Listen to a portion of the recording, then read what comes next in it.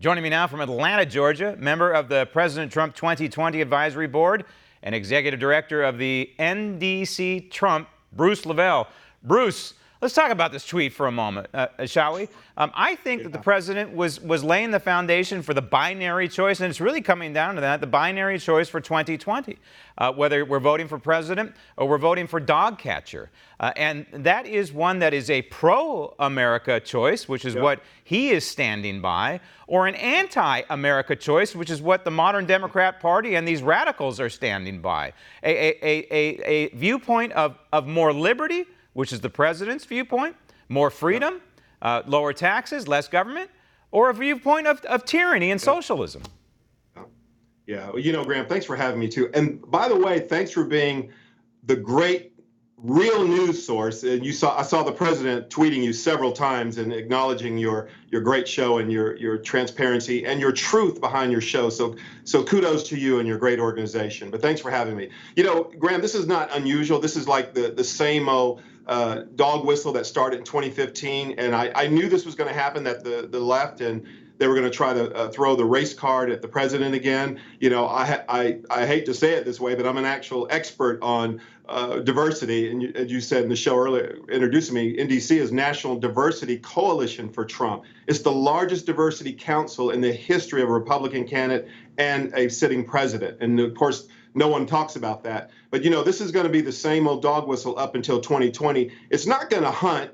We know it and I know it. The president has always came out the gate as being pro-America, singing the chant. The reason why we're so miserably in the world in terms of how we were being looked upon is because we don't believe in who we are. The president came back and started chanting, "We are America. We are the greatest." Graham, if someone doesn't speak it, who will? So the president is only resonating and putting out there that, like, hey, we are the greatest country in the world.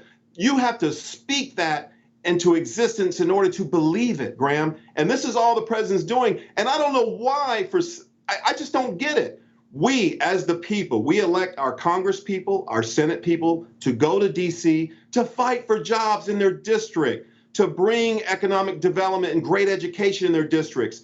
Most of the people who are coming against the president, look at their districts, Graham. It's horrible. Yeah. Pay attention to your district. Respectfully, it goes for all Republicans and Democrats. Take care of your district. We vote you up there to Congress and Senate to by the people, for the people, to take care of the district, not throw incendiary hate towards the President of the United States and creating this divisive language out here that does no good for the American people, Graham. The original tweet is interesting because if you read it, he did not name names. And so for the last 24 hours of this media cycle and this media blitzkrieg, as I'm calling it, they filled in the blanks for President Trump. Apparently, the mainstream media are also mind readers. But the truth of the matter is, Bruce, that Ilhan Omar was born. She is someone who was not born in this country. She was born in Somalia. Clearly, she comes with a different point of view. I believe she's a racist. I believe she's a bigot. I believe that she's anti-Semite. And I've called for the possible revocation of her citizenship on this program because of what she says. I believe she meets the threshold for that. Yeah, I'll take it a little deeper.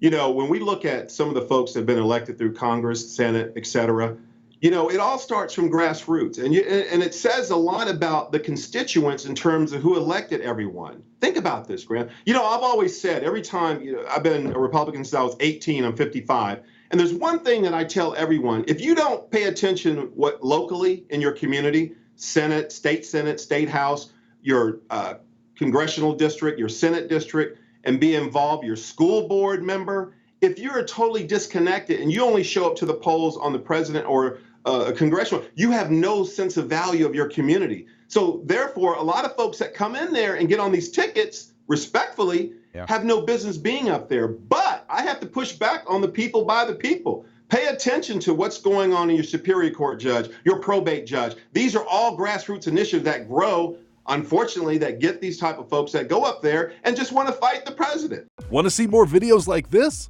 Click on the link below and subscribe to One American News on YouTube, and call your cable provider and kindly demand that One American News is added to your lineup. Call and subscribe today.